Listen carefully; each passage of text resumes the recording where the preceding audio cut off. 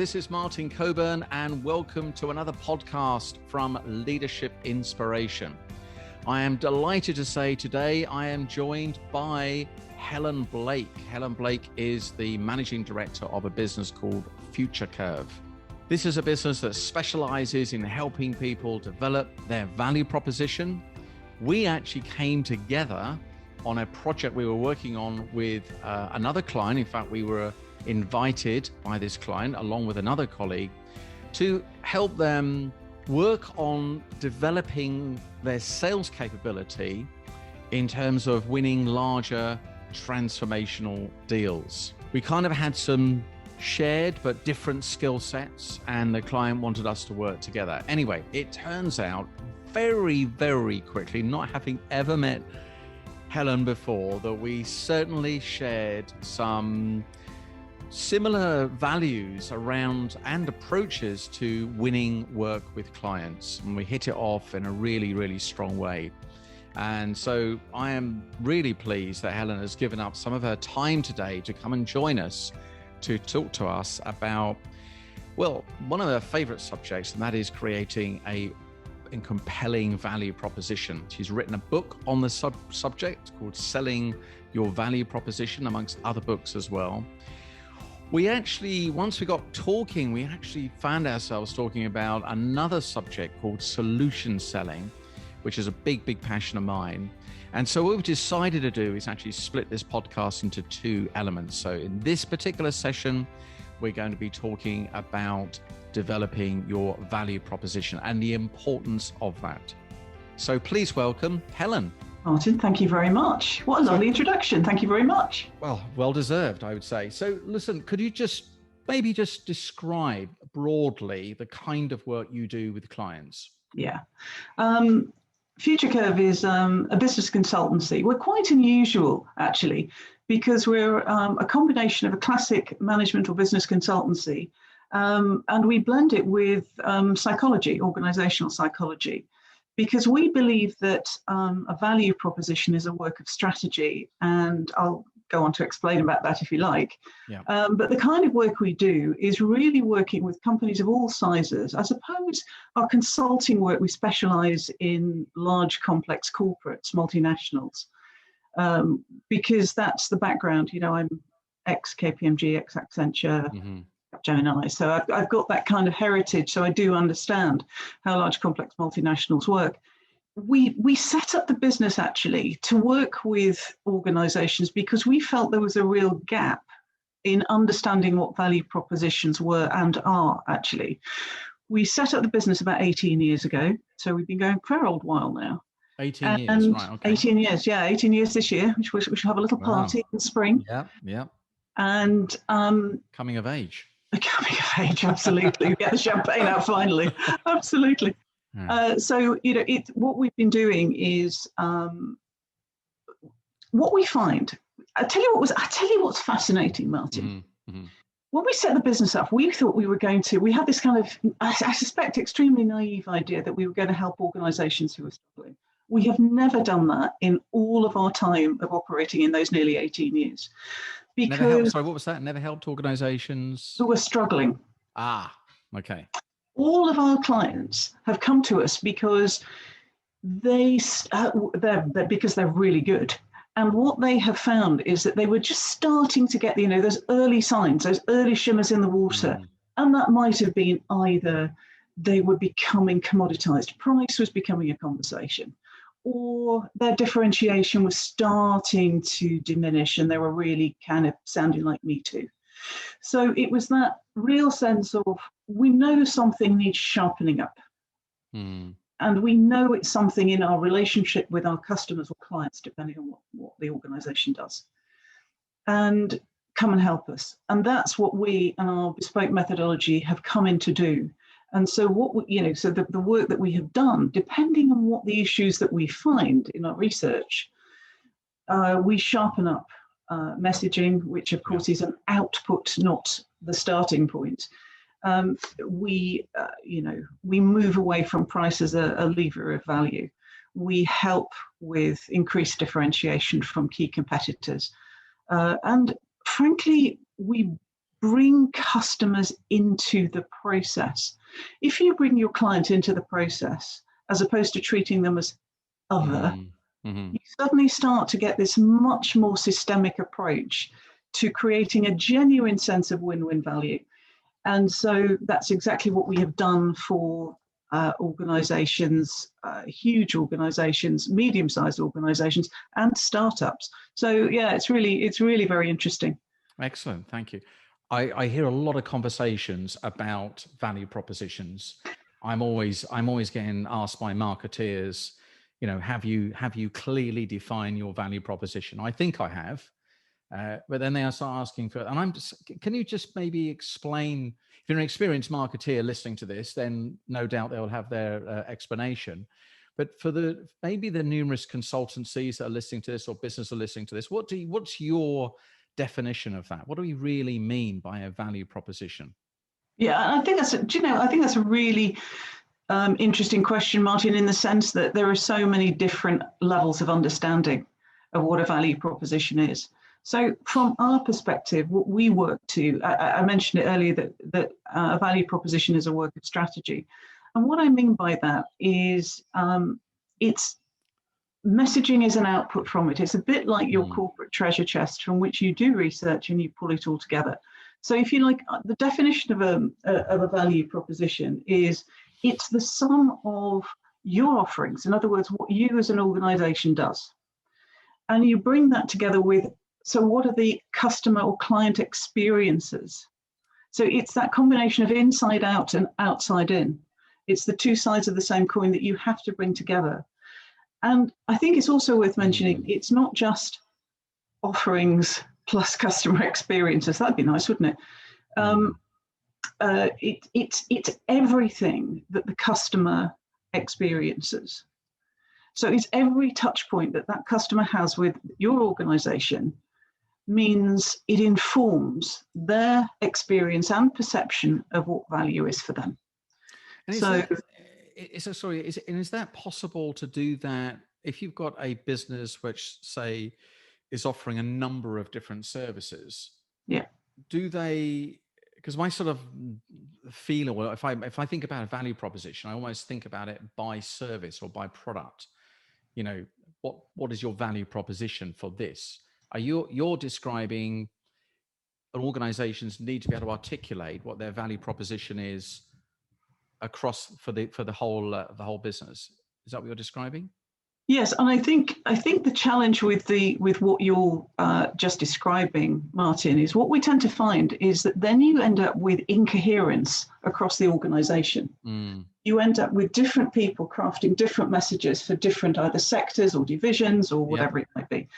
And so what we found, and what we are actually really very passionate about, is that you need a value proposition for your organization from which you can then refine, but it's from a common source. And I've had this argument with, I don't know, let's say professional services firms, just as an example, but because I have this discussion all the time, is, but you know, tax is so different from corporate recovery. Yes, right. In terms of a product or a service that you're delivering. Right, that's my point.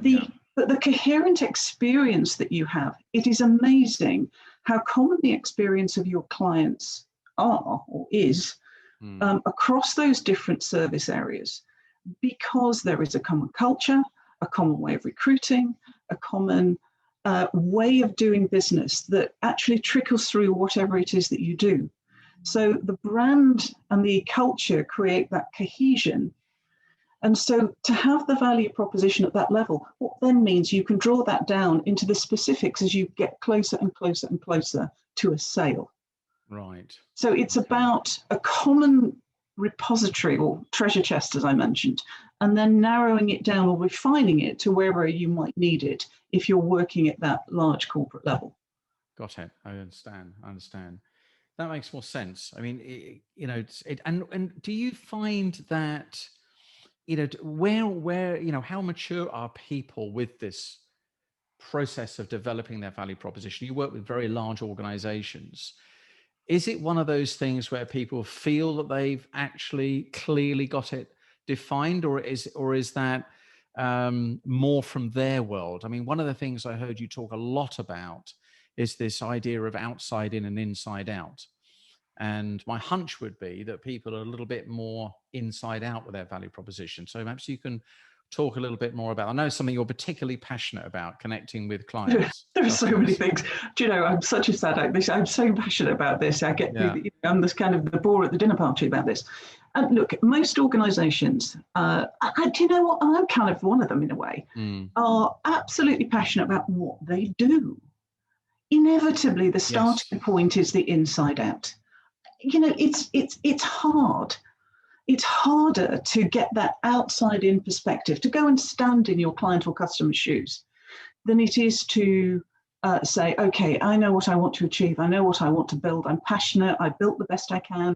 I've crafted it. I've refined it. And I love it. Or words to that effect. And of course, you then want to go and talk about it. It's like talking about your children. Of course. Of course you do. You know, and there is no blame or shame intended in saying that's like looking at the world through one eye. Right. You just don't get the richness. And I think there's a naivety, and it's a well-intentioned naivety. Again, no criticism here. That the customers are outside and they can't see in. It's like you've got some sort of shield around the organisation. That's just so not true. It's just not true. Customers, clients, see more than you can possibly imagine. Right. They see relationships. They see the dynamics between directors. They see what's going on in the organisation because they're interested, because they care, because they're giving you money. So I think this idea of inside out and outside in, of course, the outside in gets neglected. Many organisations, when they come to us, our value propositions was okay, but it's kind of not really working anymore. And then we can start to work to unpick what that means. And of course, those perceptions then start shaping their beliefs and their attitudes and ultimately their behaviors towards you. So yeah, I can see that's important. As you're speaking there, I'm thinking, well, who decides it's valuable? Well, that's a two-way thing. Of course, you have got to build for value, but the ultimate arbiter is the client, is the customer, because they're the ones who will either come back or they won't. They will say whether that was a valuable experience, purchase, service, whatever it was. And you can say, but you're wrong. But oh dear, you've got to be savvy enough to say, I need to understand what's going on. Now, let me be quite clear here.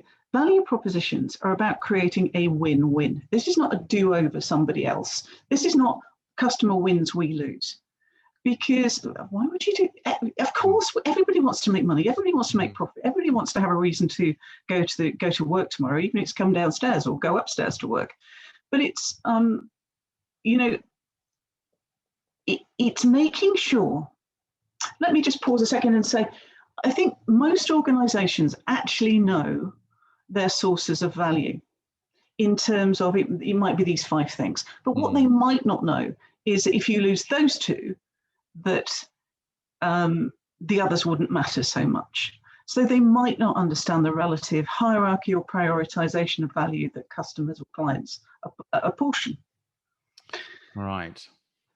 So is that the work that you do? Is that when you talk about this outside in, is that what you do? I know the client we worked with, you went and did some work, in in asking questions of the clients to get that outside in view. That seems to be something you specialize in doing.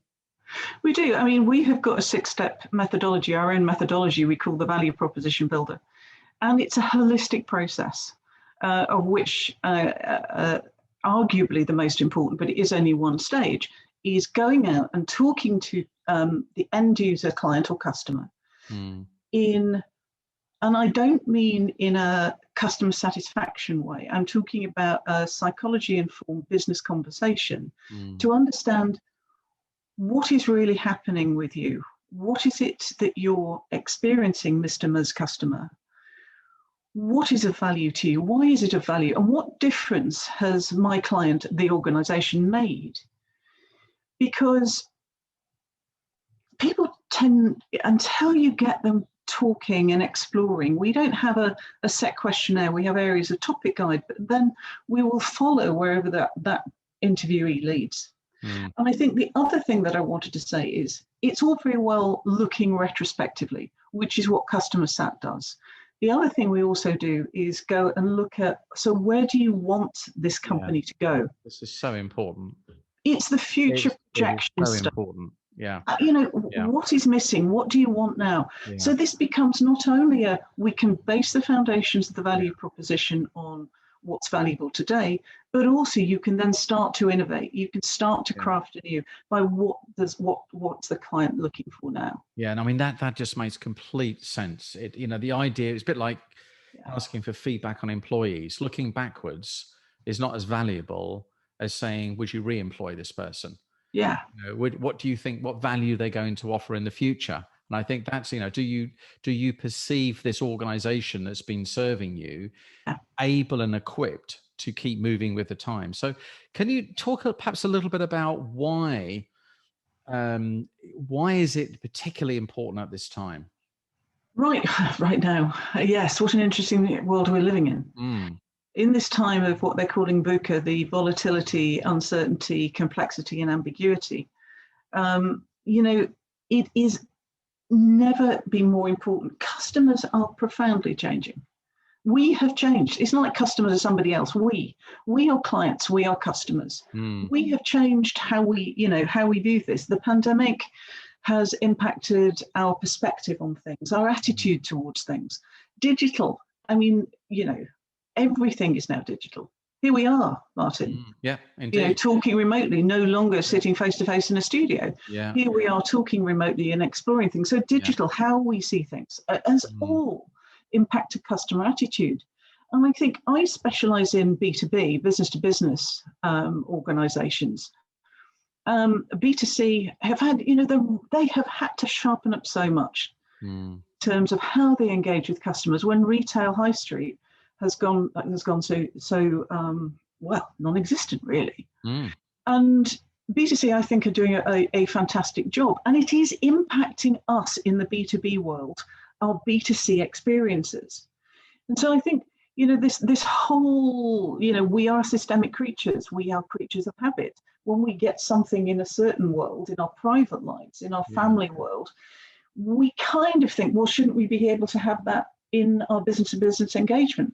Yes. And so customers are profoundly changing. And I would argue that many value propositions for B2B organizations right now are somewhat, let's just say they need a reset. Yeah. They might not need throwing out. That's not true. I'm not suggesting that for 1 minute. But do you really know what your customers want now? Because I don't know anybody who's sure. In fact, we've been running a survey for quite a bit of 2020 on calibrating and doing a benchmark of what B2B organizations are feeling and how do they feel that they understand. And the clear area where they're feeling uncertain is, do I really understand what my customers want now? So not only do I, sense it, I also think it because I've got some evidence about it. I was reading an interest actually in the article I saw that you produced, and I was quite fascinated, and I really related to the point that you made around how consumers will go and check a product out. And those behaviors that you might exhibit, taking TripAdvisor or something in a hotel or a restaurant score, or you do a little bit of browsing. And I thought, actually, yes, you're right. The businesses are starting to do that now. They've got access to this information. So, whereas before you didn't have that access, right? No, I mean, digital is absolutely. Digital is enabling everything. Customers have so much at their fingertips. Everybody is now far more networked digitally as well. Network used to be, a sort of coterie of friends and peers and customers. Now we've all part of forums and boards and groups and LinkedIn and ways of engaging in ways that we didn't before. I don't know how many webinars I've been on. where people are exploring things and getting to know different ways and ideas and understanding and unpicking and uncovering. Mm. So customers were never passive. Clients were never sitting there like baby birds with their beaks open waiting to be fed by the company. Even though sometimes I think companies thought they were, the customer wasn't doing anything, they were just waiting for them. But that's so not true now. And so this idea of VUCA, but it sets up a dynamism in the marketplace, which means that you can't go around doing fairly stolid classic business planning in a way that you did. It has to have that flexibility. Totally. It has to have that way of moving to make sure that you're keeping abreast of what the customer is valuing. Absolutely right. So one of the things that actually I think, as you're speaking there, it feels to me like the whole process of selling is more authentic, it's more real. Thank goodness. I was talking to a professional services, very senior person actually earlier this morning, about kind of, communicating and building relationships in this current world. And she was talking about the way that the glossy presentation, turning up to reception, suited, booted, tie, very polished. In my arms. Yeah, it's very predictable. We know what's going to happen. Everyone's trying to avoid making any mistakes, but who are these people? And she was describing that in this world, we're getting up close and personal to people. So I think that's a interesting added benefit, actually, of given all the restrictions we've got, there are some definite distinct benefits in getting closer to our customers. Passionately agree with you. Passionately agree with your connection this morning. Authenticity, well, for me, was always the way. Certainly in the B2B world, certainly with mature buyers, they can always sniff the inauthentic. Yeah, we have a great BS calibration, most of us these days. We do. Customers quite rightly have developed a skin of cynicism, and they're just not impressed. Yeah, I mean, they're just not impressed by the I know everything, present something at you. We have to show up as humans. I think what the pandemic has done has almost released humanity again, to realize what's important for us again. We've all had a sort of humanity recalibration, if I can put it that way. We have, yeah. It's important that we are who we are and we look after each other in mental health and care. And I think that's sort of, I don't believe anybody listening to this podcast, Martin, is going to be thinking, oh, I was always inauthentic. I mean, I think we always thought we were authentic, but I think what we were quite procedural, maybe quite formal. And perhaps inauthenticity can, come across because we felt we were throttling ourselves back. And I'm not saying that we should be, hey, let's all get down with the kids, but I think we can actually say, I care and I'm trying to help here in that way of being human. I think one of the biggest things that will come out of this is that people are going to be more humanistic, and we're connecting to people at a deeper level. People are connecting more closely at a community level as well, because they're spending more time in it. And I think that's flavoring people's outlook on people. So I'm delighted about it. Look, just before we leave, I would like to talk, we're starting to veer into the area of something you describe as solution selling. But before we get into that, just maybe, Helen, for people listening, 3 or 4 tips on creating a really good value proposition. What would be some of the key ingredients that you think are essential? Would you mind? Honestly, my number one top tip is my number one top tip is bring the customer in. I mean, that's it. Go and engage and bring your client into your value proposition process. Without that, you are doing the classic outside in only approach. I think I would take a good, honest, I call it getting in the helicopter. Go and have a look at your business and say, are you honestly certain what your customers want now? And have a bit of calibration of, are you starting to be commoditized? Are you feeling off the pace? Trust your judgment. Business people are really good. Trust your judgment. And I would make sure that you're aligning your selling styles to how you're positioning your business, your products, your services in the marketplace. Right, okay. So that concludes the first part of my interview with Helen Blake. If you really enjoyed this interview, and I'm sure you did, and you took value from it, you're going to really enjoy the second part of our discussion, which was about something we call solution selling. The process of going about winning large-scale opportunities, transformational opportunities, and the nuances in the different approaches when it comes to developing those opportunities with clients. I really enjoyed this discussion. I'm sure you will do. So we look forward to you joining us in the second part of this discussion. Thank you for listening.